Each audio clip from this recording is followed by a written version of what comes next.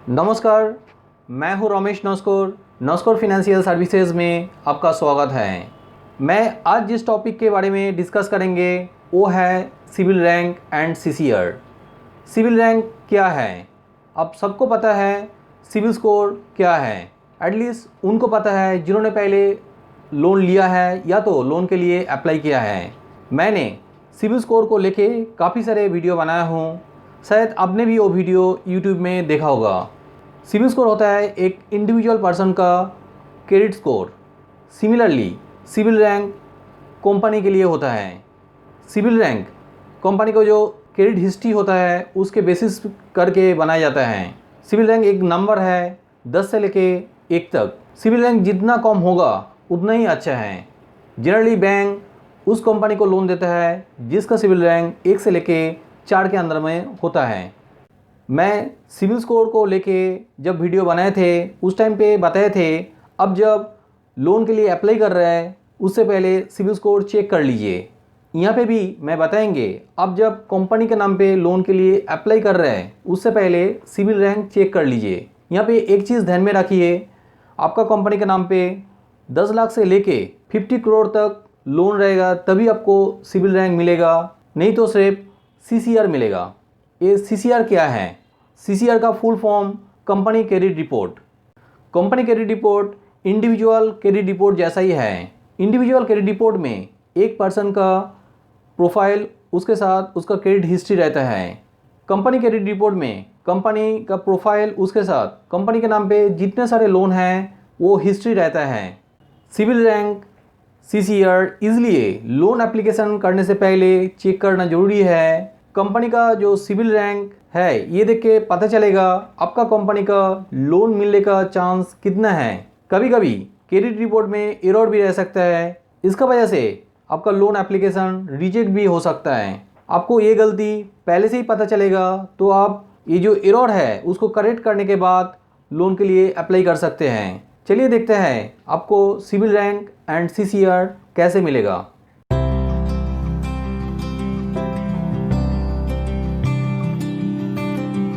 पहले आप URL पे civil.com लिखिए, उसके बाद एंटर कीजिए। ये पेज दिखाई देगा, स्क्रॉल कीजिए। CIBIL rank and company credit report, यहाँ पे सब्सक्राइब नाउ पे क्लिक कीजिए। ये पेज ओपन हो जाएगा। यहाँ पे आपको सब्सक्राइब करना है। 3 ऑप्शन है, प्रीमियम, स्टैंडर्ड, बेसिक।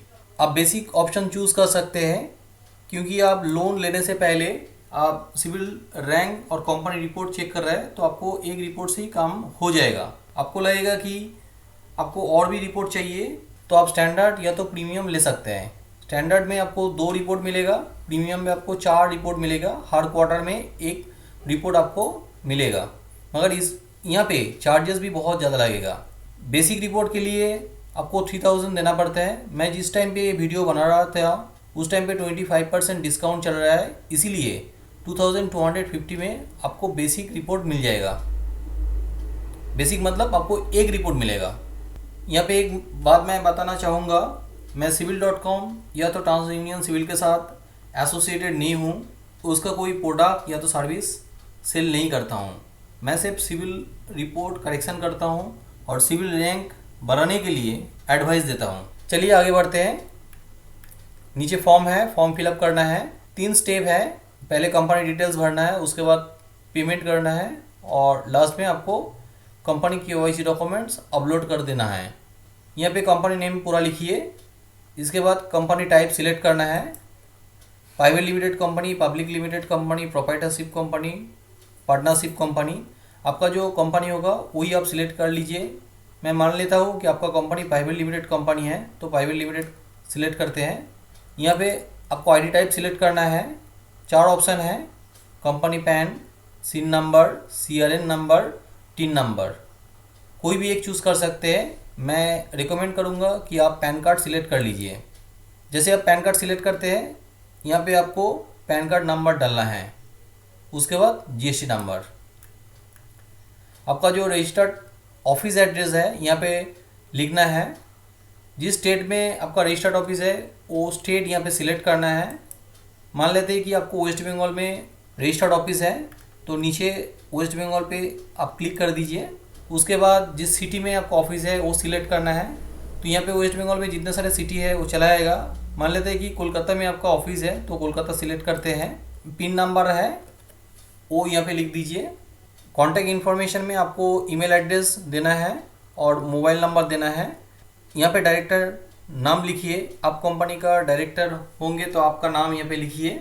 यहाँ पे एक चीज़ ध्यान दीजिएगा, जो मोबाइल नंबर आप यहाँ पे डाल रहे हैं उसी मोबाइल नंबर आप यहाँ पे दीजिए जिस मोबाइल नंबर आप पहले लोन लेने के टाइम पे दिए थे, क्योंकि जो नेक्स्ट पेज ओपन होगा वहाँ पे एक OTP देने का जगह रहेगा, जो OTP दे के वेरिफिकेशन करना है और साथ साथ आपका मोबाइल नंबर पे वो OTP चला जाता है। आपका ये मोबाइल नंबर रजिस्टर्ड नहीं रहेगा या तो पहले आप कभी लोन लेने के टाइम पे नहीं दिए थे तो आपका मोबाइल पे OTP नहीं भी आ सकते हैं।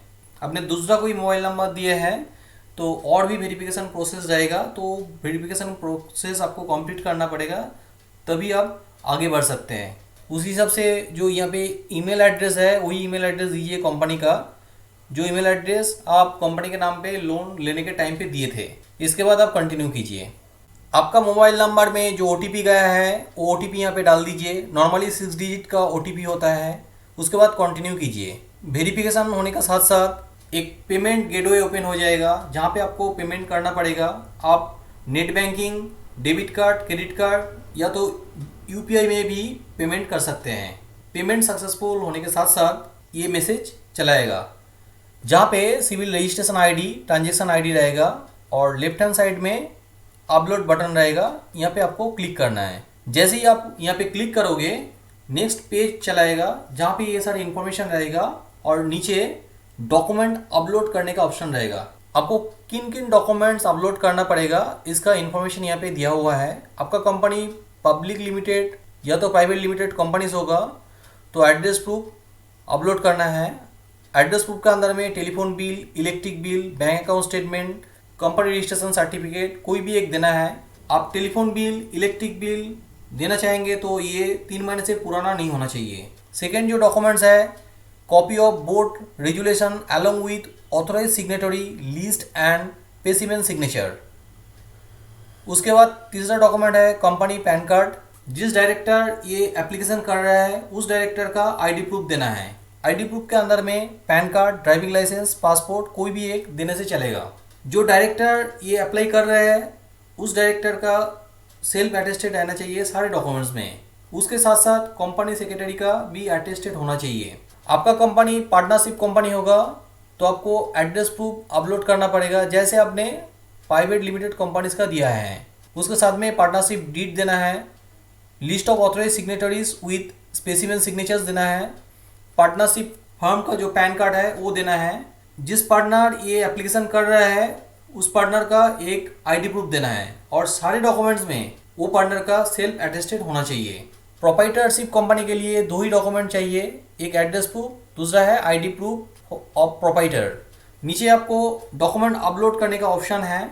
यहाँ पे 2 ऑप्शन दिखाई दे रहा है। आपको ज़्यादा डॉक्यूमेंट्स अपलोड करना है तो प्लस बटन में क्लिक कीजिए। यहाँ पे 4 डॉक्यूमेंट अपलोड करने का ऑप्शन दिखाई देगा। एक डॉक्यूमेंट 5 MB से ज़्यादा नहीं होना चाहिए। आपको एक डॉक्यूमेंट्स के अंदर में 2-3 पेज ऐड करके भी अपलोड कर सकते हैं। यहाँ पे कुछ चीज़ आपको ध्यान में रखना है, जैसे कि आप जितने सारे डॉक्यूमेंट्स अपलोड कर रहे हैं वो सारे डॉक्यूमेंट पासवर्ड प्रोटेक्टेड नहीं होना चाहिए। आप जो एड्रेस प्रूफ दे रहे हैं वो electric bill, phone bill, bank account statement होगा तो वो सारे डॉक्यूमेंट्स 3 महीने से पुराना नहीं होना चाहिए जैसे मैं पहले बताया हूँ। और जितने सारे डॉक्यूमेंट यहाँ पे अपलोड कर रहे हैं वो PNG, JPG, JPEG, PDF format में होना चाहिए। सारे डॉक्यूमेंट अपलोड होने के बाद आप सबमिट कीजिए। सबमिट करते ही आपको सक्सेसफुल मैसेज दिखाएगा। उसके साथ साथ ये भी बताएगा कि ये जो कंपनी क्रेडिट रिपोर्ट है आपका रजिस्टर्ड ऑफिस में मेल कर दिया जाएगा। किसी कारण से आपने सारे डॉक्यूमेंट अपलोड नहीं कर पाया तो आप ये जो डॉक्यूमेंट है इसका हार्ड कॉपी पोस्ट भी कर सकते हैं।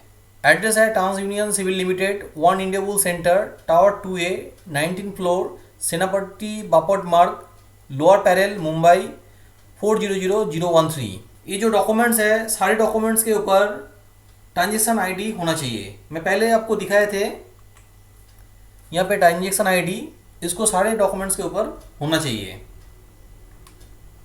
इस वीडियो में कोई पॉइंट आपको समझ में नहीं आया या तो मैं ठीक तरह से आपको समझा नहीं पाया हूँ तो आप कमेंट करके बता सकते हैं। थोड़ा टाइम लगेगा मगर रिप्लाई मैं ज़रूर करेंगे। कंपनी क्रेडिट रिपोर्ट मिलने के बाद आपको लगे कि आपका कंपनी का क्रेडिट रिपोर्ट में कुछ गलती है, सिविल रैंक भी अच्छा नहीं है, तो आप पहले क्रेडिट रिपोर्ट ठीक कर लीजिए, उसके बाद ही लोन के लिए अप्लाई कीजिए ताकि आपका लोन एप्लीकेशन रिजेक्ट ना हो जाए। हम लोग भी क्रेडिट रिपोर्ट करेक्शन का काम करता हूँ, चाहे तो आप हमें भी कांटेक्ट कर सकते हैं। उसके साथ साथ हम लोग 20+ बैंक के साथ एसोसिएटेड हूँ। हमें उम्मीद है हम लोग आपको लोन के लिए भी हेल्प कर सकता हूँ। वीडियो अच्छा लगे तो लाइक कीजिए। मैं ऐसे ही finance loan related video regularly बनाता हूँ, वहाँ पे मेरा पर्सनल एक्सपीरियंस भी शेयर करता हूँ। हमारे चैनल को सब्सक्राइब कीजिए ताकि आपको वो वीडियो का नोटिफिकेशन तुरंत मिल जाए। मिलते हैं अगला वीडियो में, तब तक के लिए बी हेल्दी बी हैप्पी।